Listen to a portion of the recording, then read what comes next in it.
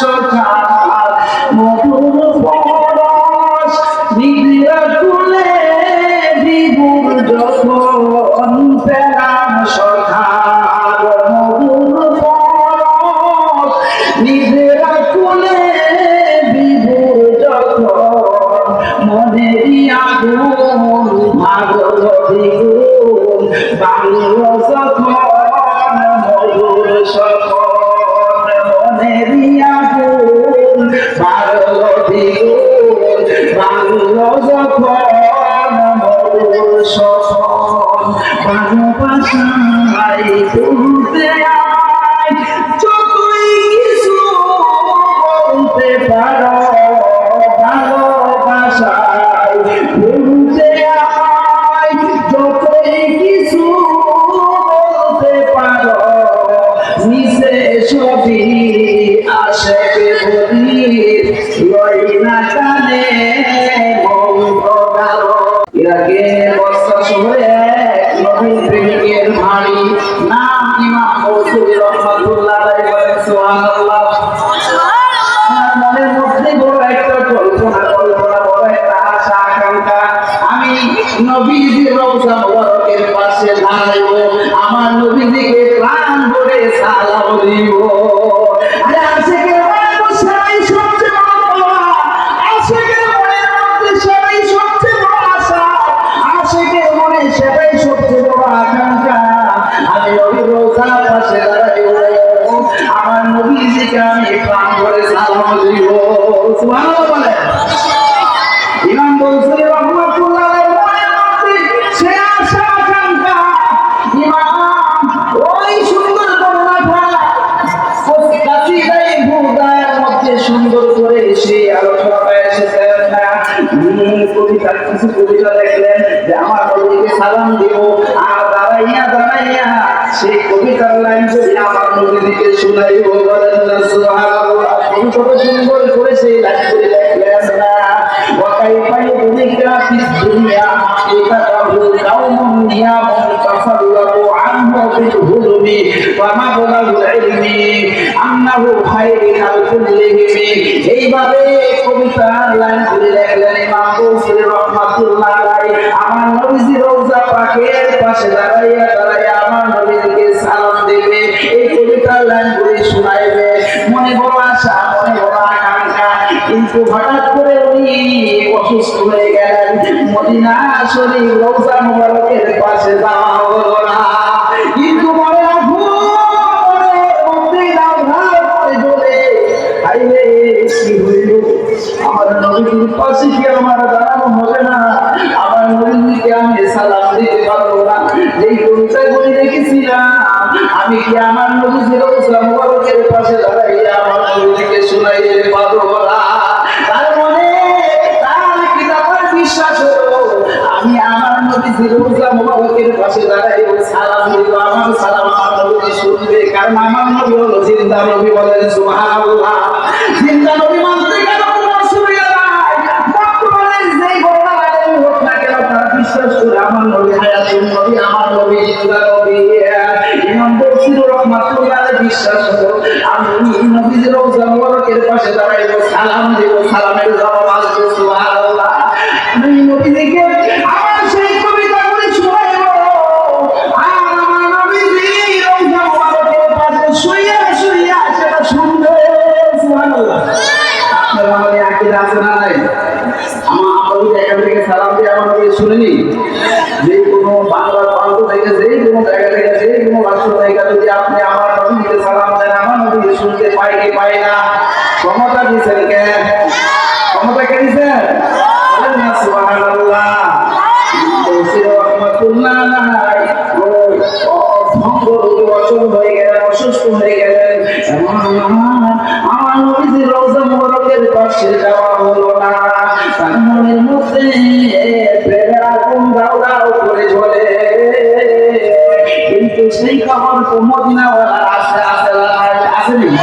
আমার নবী জানেনি কার মনের মধ্যে কতটুকু ভালোবাসা, কতটুকু মহব্বত, নবীর প্রেম কার মধ্যে কতটুকু আছে জানে না?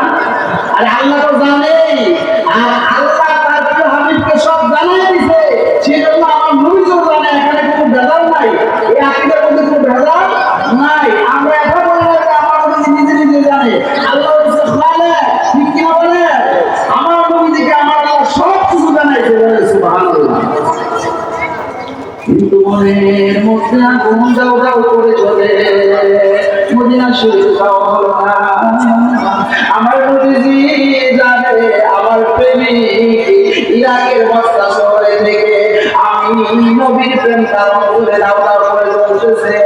একদিন আমার নবীজি ইমাম কাউসার রাহমাতুল্লাহ ঘরের মধ্যে হাজির হয়ে গেলেন স্বপ্নে। ইমাম বলছে রেখে দিদার দিয়ে দিলেন। বলেন সুবহানাল্লাহ। প্রেমিকের কাছে যখন আমার নবী হাজির হয়ে গেলেন, ইমাম কাউসার রাহমাতুল্লাহ নিশ্চিত রেখে বলেন, ইমাম রে, ও ইমাম, তুমি আজ আমাকে তোমার কবিতার লাইনগুলি শোনাও।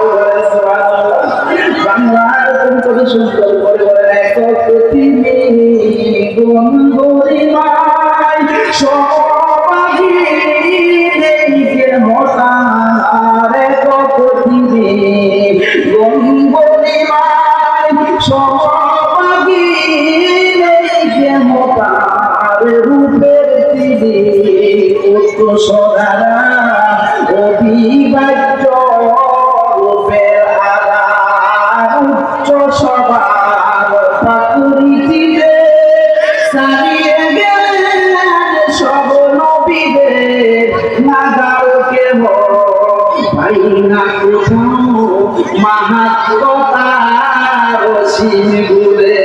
বলে সুবহানাল্লাহ। তুমি আজ আমাকে তোমার কবিতার লাইনগুলি শোনাও রে। ইমাম বসরি নবীর প্রেমিক শব্দের মাধ্যমে আমার নবীকে সেই কবিতাগুলি শোনাইতে আরম্ভ করলেন।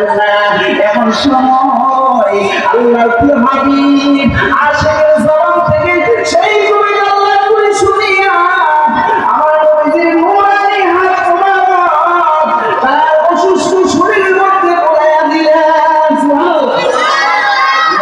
হাত মোবারক লাগলে কি হবে? কোন অসুস্থ ব্যক্তি থাকবে? কোন অসুখ থাকতে পারে? কিসের হাত? রহমতের হাত। ঠিক না বলেন? বরকতের হাত। শুধু আমার নবীর হাত মোবারক রহমতের বরকত নয়, আমার নবীর পর্দা মোবারক রহমত, আমার নবীর পায়খানা মোবারক রহমত, আমার নবীর পছিলা মোবারক রহমত। বলেন না সুবহানাল্লাহ। আমার নবীর সবকিছুর মধ্যে রহমত। ঠিক কিনা বলেন? আমার নবীজি হাত মোবারকটা বুলাইয়া দিলেন, স্বপ্ন ভেঙে গেল।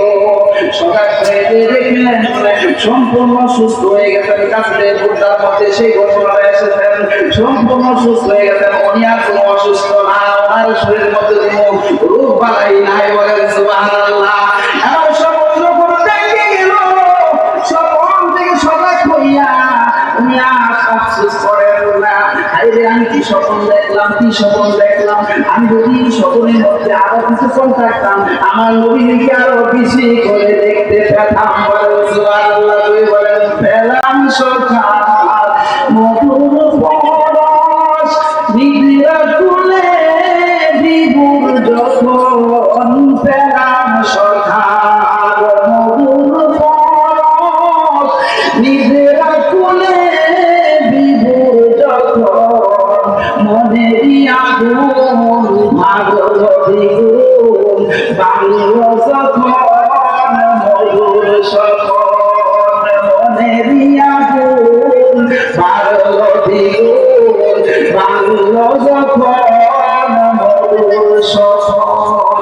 ভালোবাসায় তুলতে আয়, যতই কিছু বলতে পারো, ভালোবাসায় তুলতে আয়, যতই কিছু বলতে পারো, নিচে সবই আসে বলি, লই না কানে মন্দ গালো। নবীর প্রেমিকের কেউ কোনো কিছু বলে নবীর প্রেম থেকে আলাদা করতে পারে না। ঠিক কিনা বলেন? কবিতা লিখেছেন মদিনা শরীফে যাওয়ার সুযোগ নাই। মদিনা শরীফে যাওয়ার সুযোগ যদি তার নাম হয়, ওই আপনার ঘরের মধ্যে এই মদিনাওয়ালা দেখা দিতে পারে কি পারে না? কবিতা শুনাইলে আমার নবীজি হাত মুবারক বুলাইয়া দিলেন, সুস্থ হয়ে গেলেন। শুধু তাই না রে, তাই না, আমার নবীজির পক্ষ থেকে একটা হাদিয়া পেলেন, সেটা হলো লাল জোড়াওয়ালা একটা চাদর। ইমাম বসির রহমাতুল্লাহ শরীরের মধ্যে দিয়ে দিলেন। ঘুম থেকে উঠে সে হাদিয়া পাইলেন, আমার নবীর দেওয়া হাদিয়া। আমার নবীজি আল্লাহ যেমন বান্দাকে দিতে পারে, আমার নবীজিও উম্মতকে দিতে পারে, সেটা আমার আল্লাহ সেই ক্ষমতা দিয়েছেন। বলেন সুবহানাল্লাহ। আল্লাহু আকবার, আল্লাহু আকবার। এটা নবীর প্রেমের বরকত নাই। আল্লাহর জীবনী পড়েন, আল্লাহর ওলি হয়েছে, নবীর প্রেম ছাড়া আল্লাহর ওলি হওয়া যায় না। ঠিক কিনা বলেন? আল্লাহর নবীর পক্ষ থেকে উনি লাল জোড়াওয়ালা চাদর পেয়েছেন। আমরা নবীকে দেখতে চাই কি চাই